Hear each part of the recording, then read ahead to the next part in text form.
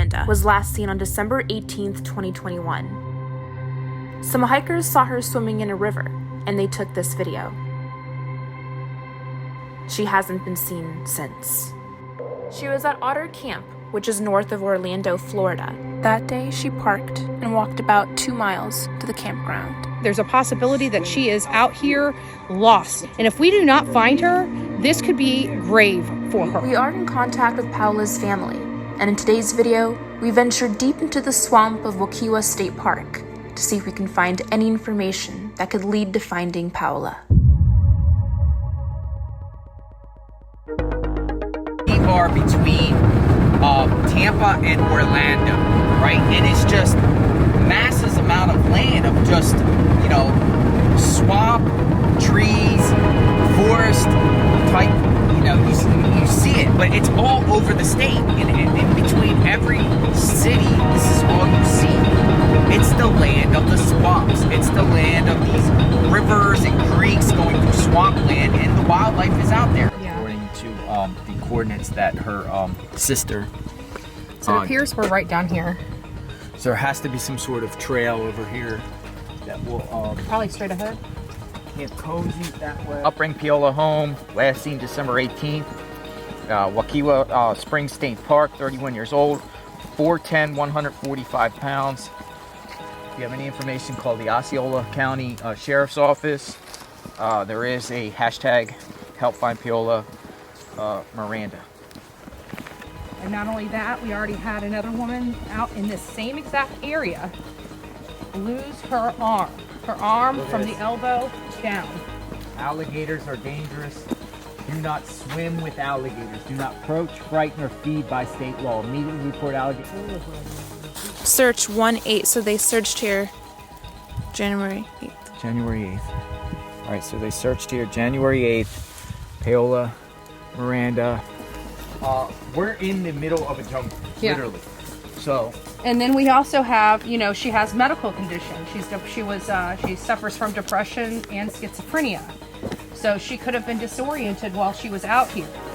The real possibility, she's just really lost somewhere in this overgrown. Outside of these paths, everything else is pretty much, it's swampy, it's dense bush, dense brush. 1:05. So we've been on these trails since we parked for an hour and 5 minutes. And we haven't even reached the river where she was seen at. So that's an hour walk to get there.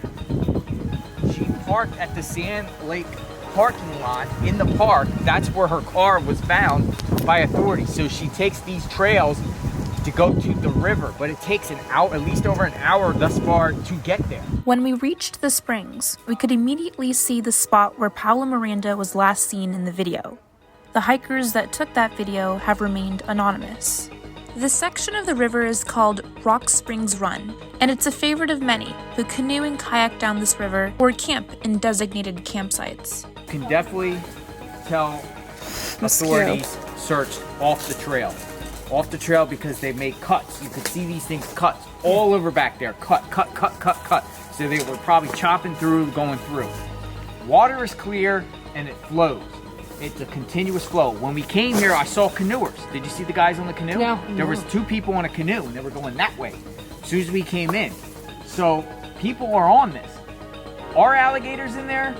The water is clear. I don't know how cold it is, but it flows. It flows this way. So I think we should just go up. As we continued to walk up the river, we came across orange tape.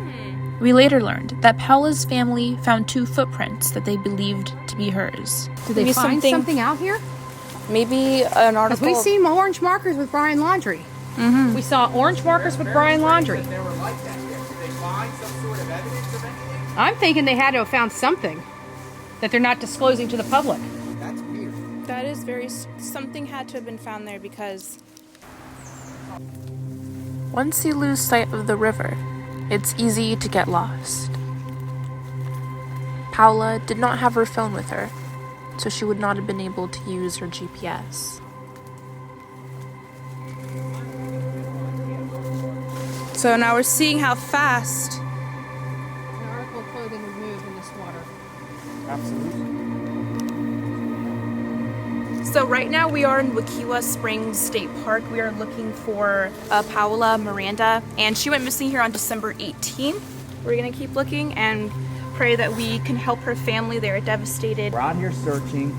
Been out here, probably went a mile of this area all the way down from Otter Campground. Otter Campground, that's where she was last seen. We are working very hard. It's very rough terrain out here. We're getting stuck in swamp-like conditions, and we are searching and diligently trying to find any signs of life or any articles of clothing that will help lead to where she may be.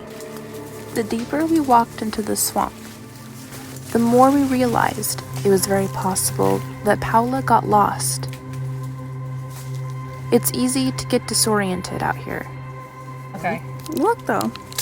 But you know what? We have to go that way because look how the water's flowing that way. We have to go that way. What did my GPS? No, because this is the, come here, let me show you. This is the body of water that we were on. We need to go. But look at the water. Hold on. We're on. The GPS says this way. This way. Just, the water's flowing that way. We got the opposite of where the water is. Yeah, follow the GPS. I don't understand how we got to. Yeah, we never crossed this. We never crossed over that. We walked. No, but I came instead of trees.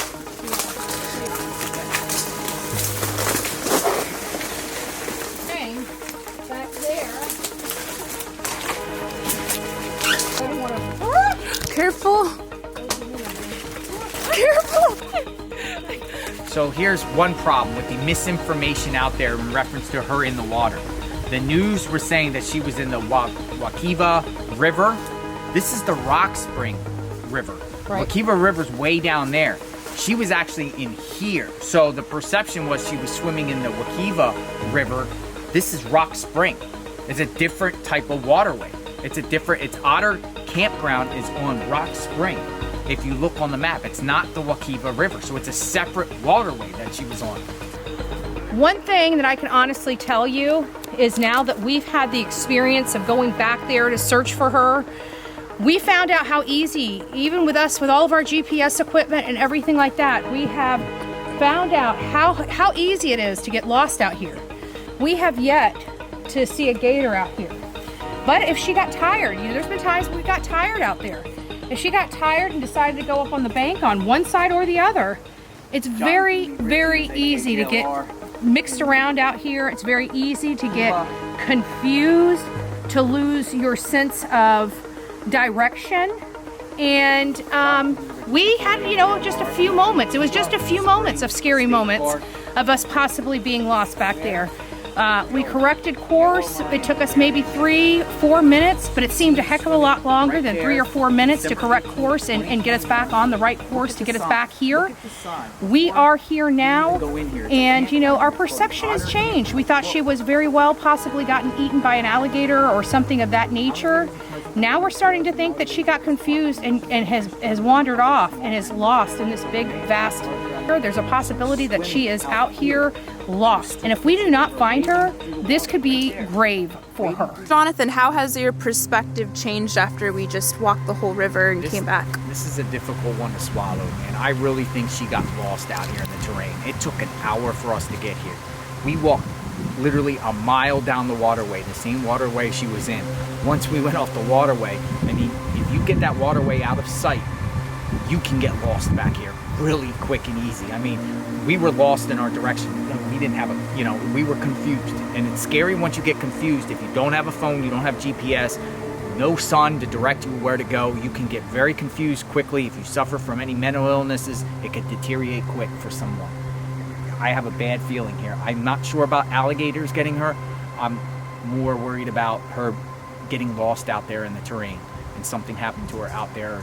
You know, she just kept wandering off. It's scary out here. It's just, it's a vast amount of area here. It's a huge amount of land. We got to talk to the other victim prior who had her arm cut off from an alligator, bitten off. We got to find out exactly where that location was. Was it a separate waterway? Because we hear on the news that Paola was swimming in the Wekiva River. That is not the Wekiva River that we were just at. That was called Rock Springs. It's a different waterway. Does Rock Springs, the waterway that she has alligators? I didn't see any. I was looking to see if police could see if we see any alligators. I didn't see any alligators. I didn't see any alligators in the waterway. We got to find out the victims of that, incident where she got her arm bitten off by an alligator and ask her where exactly that was in the park that happened. From where she was swimming, you walk here, the trail there, you could very well miss that trail and wandered off that way, or assume it was that way. There's other trails. I noticed they put a flyer right there of her right there, but she could have very well missed the trail of where she was supposed to go and wandered off that way. Where that way goes, I don't know. Might end up, somewhere else. I mean, who knows? She could have wandered off after she got out of the river. Yeah, because we were walking here and you actually stopped us and said, wait a minute, I think this is our turn. And yeah, we looked I didn't at even know it was the turn for a second, because I remember when we first came and we walked that way, I saw that flyer right there. So I said, let's check it out. So I know that, hey, there's a trail here. This is where we came from. We came from this trail, but we almost missed it. We almost missed it. In our next episode, we interview the sister of Paola Miranda, and she tells us new information about the day Paola went missing.